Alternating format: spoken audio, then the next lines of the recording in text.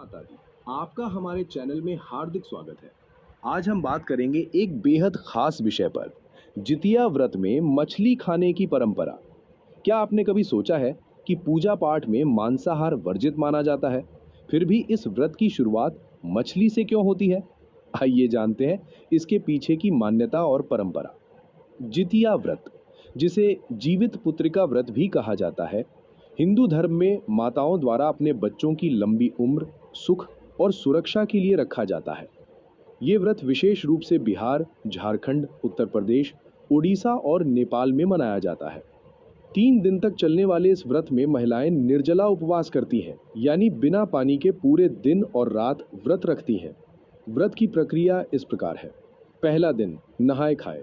महिलाएं स्नान के बाद एक बार भोजन करती हैं और फिर दिन भर कुछ नहीं खाती। दूसरा दिन, अष्टमी का निर्जला व्रत। इस दिन महिलाएं दिन रात जल की एक बूंद भी ग्रहण नहीं करती। तीसरा दिन, पारण।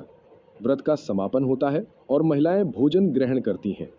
अब बात करते हैं इस परंपरा की, जो सबसे अनोखी है, मछली और मडुआ की रोटी खाने की।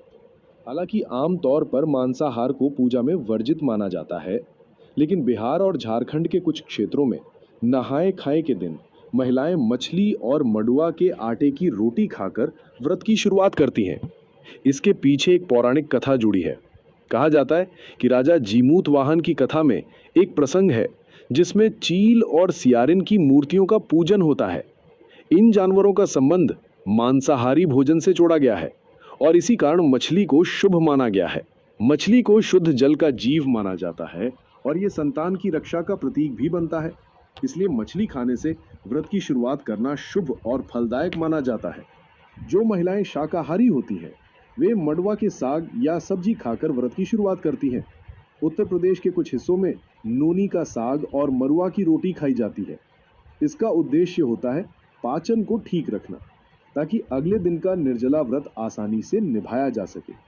कुछ क्षेत्रों में सरसों के तेल का प्रयोग पूजा में होता है और व्रत के बाद इसे बच्चों के सिर पर आशीर्वाद स्वरूप लगाया जाता है।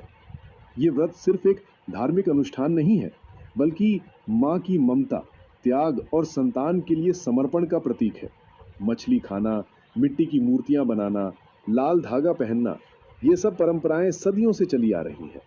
हर साल लाखों महिलाएं इस व्रत को पूरी श्रद्धा से निभाती हैं और अपने बच्चों के लिए आशीर्वाद मांगती हैं। तो दोस्तों,